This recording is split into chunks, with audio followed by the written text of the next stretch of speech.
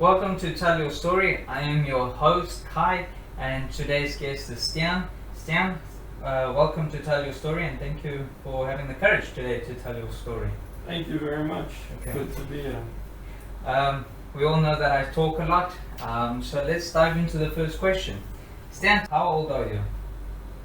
I don't even know. Sometimes I need to count. I think about 28 now. Okay. Born in 92. Yeah, 92. You stop counting around the 20s, yeah. Try and keep it young. Yeah. Alright. Do you have any siblings? Yeah, I got a sister, a shitload of step brothers. Yeah. What is your relationship with your parents from when you were a child to and in comparison to today's time? Yeah, good. I especially have a very good relationship with my father.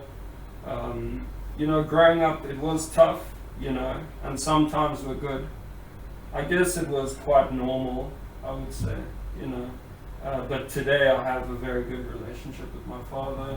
Okay. Do you have any role model? It sounds corny, but like my agent, I think he's quite a good role model, and a lot of artists that I enjoy, I think are also quite good role models, and of course my father. What is your relationship status? Yeah, it's complicated, as they put it on Facebook. Okay. Do you have any children, and what's their age and the gender? Yeah, I got one baby boy, 2 years old, Elijah. Yeah, I love him to bits. And then, okay, what is your current job status? I work for myself. I'm an artist. Made a living out of it. So. Okay. Do you have any degree or paperwork for yourself? No, not at all. I hardly made it through school. The next one we're going to get into is if you could tell me a brief outline of your life from a child to your current state in life. As a child, I don't remember much. I mean, I was a heavy drug user, so a lot of my memory is a bit cloudy. But in primary school, I used to sell weed for money, dude, for the house and stuff. I used to sell weed to teachers and stuff. I won't mention the school because it's a local school, But I was a shady kid, But I never really had a lot going for me, I had to drop out of school 15, had to work in all these factories and stuff for minimal wage. It was terrible. I was hardly getting by. And things started going downhill very quickly. I would jump from job to job, never content. I used to work quite hard. I used to, try and prove myself. And I noticed that people just walk over you. They always just use you and use your abilities, and they walk over you, like a floor mat. How did you get involved in drugs? So where the school is, there's this dodgy bridge and stuff, and people used to sell weed and just weed. That's the thing about Richards Bay, it didn't have hard drugs, and I would walk past this guy all the time, and he would always mug me the first 3 times. And one day we got talking and stuff, and he said he wanted to sell the weed in the school, and I was like, grade 6. So I said, yeah, give me a bunch. I hid it under these classrooms because it was elevated. It was almost like these shacks, but like those containers. Some of the classes. So I would hid it under there. I used the little social attributes I had to tell people, hey, try this. I didn't even smoke at the time. And I sold it for food. I sold it for tuck shop money. How did you overcome it, and what advice could you suggest to those people overcoming drugs? It's a difficult thing because you know what you're doing is wrong and it's bad for you, and you know that. I used it as a way of escaping, as you said. And a lot of people do it for that reason. It's the same way we're addicted to most things like food or alcohol or cell phones, it's this compulsion. But I think drug addiction is almost like a disease, and it should be treated as such. Okay, wow. Okay. I think it's something that is, you need to be compassionate to those people because it's Sure. a disease. It in the sense that it's overwhelmed them so much. They know it's bad, but they can't escape it. You know. Why do you think people wouldn't want to escape it? Well, I mean, look at where we live and your life situation. It's such a simple answer to just escape reality.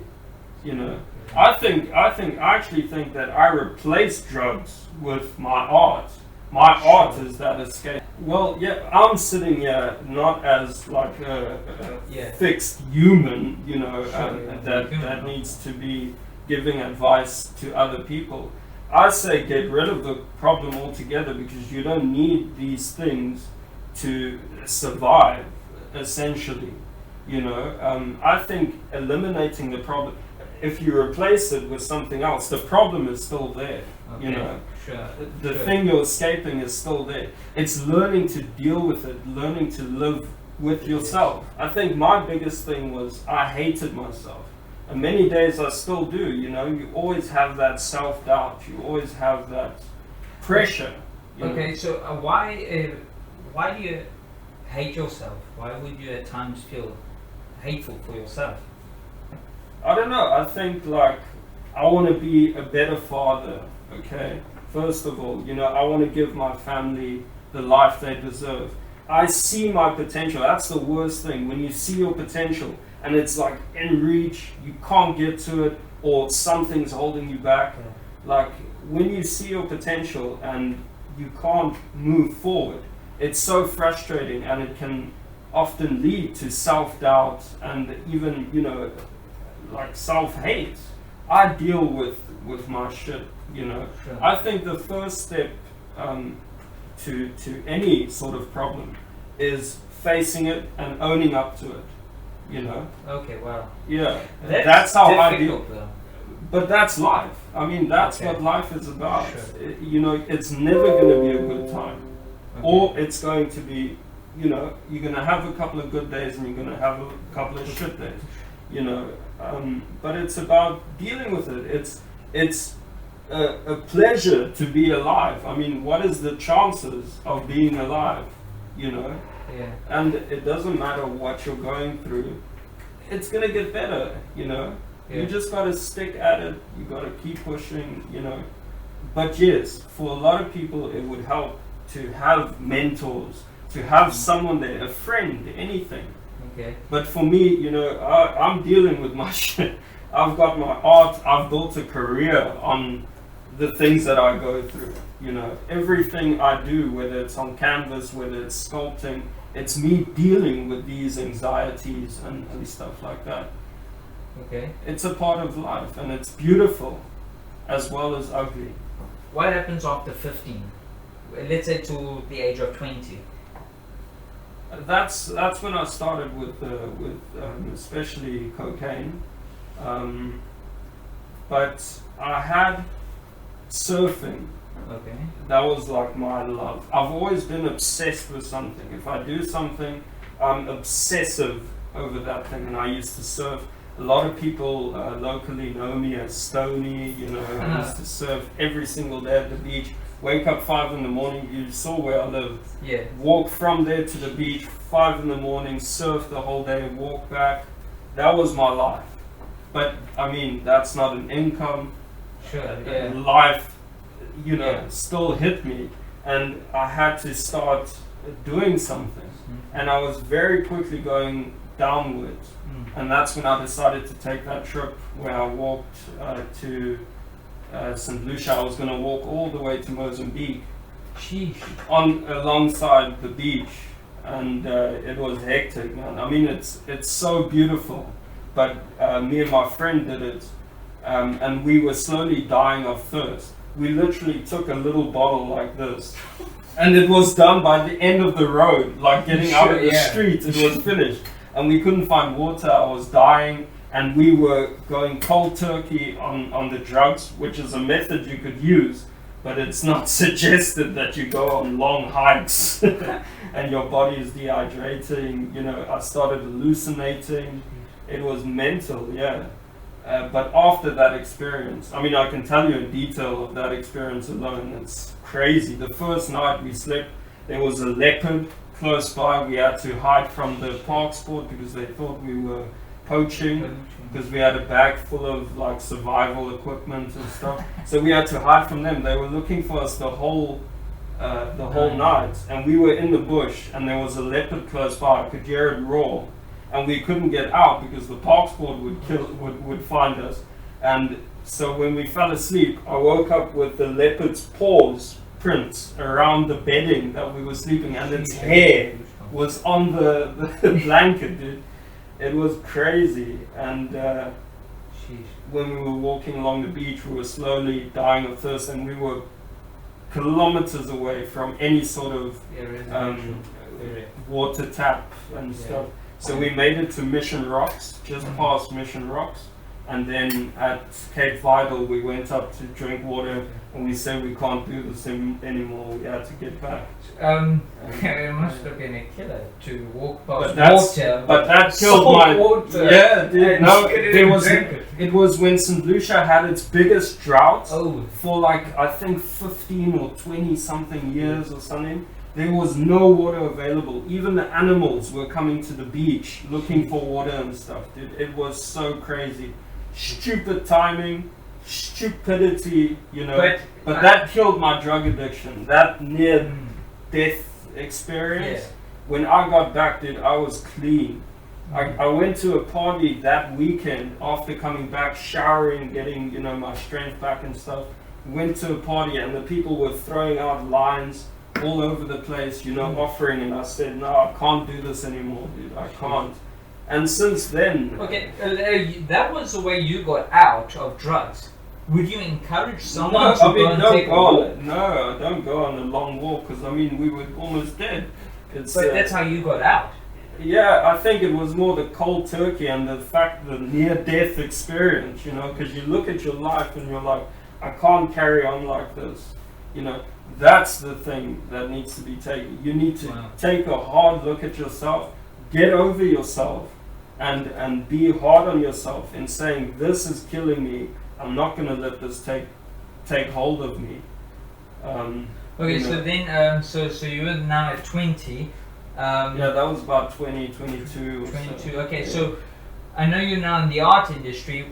What happened before art? How did you get before art? How did you get involved? And now where are you with your art? So when I came back, my situation didn't change job-wise, you know, of course. But I just persisted, you know, in doing something and getting clean, and shortly after that, I worked with my father, and he was blind.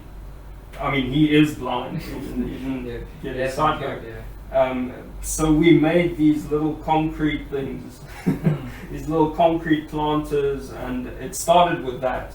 And then as we were going, because I would walk to his place every single day, and we would make things and try and sell it at like the local spa on the side of the road and stuff. And I started like getting more into marketing and reading and studying, you know, because I didn't have an education and stuff. And I started expanding from the planters, making furniture, and then from furniture I discovered art. The first artist I saw on YouTube was Jackson Pollock, and it was one of his paintings selling on auction for like $86 million. And I was like, what is this? You know, that's mental. And I started studying art. I started like on what was available on YouTube as someone that's just approaching art. And I started making paintings, and I started doing sculptures. And then my father lost his leg. We couldn't do the shit we were doing anymore together. And in the meantime, the ex-girlfriend got pregnant, and I had to get a job, you know, worked on the mines and stuff to pay the bills. And it just sort of progressed from there. And like, what was it, a year ago, I was working on the mine, and I just gave my boss a phone call. I said, sorry, I'm done with this shit, done with how they're treating me. I'm going to be an artist.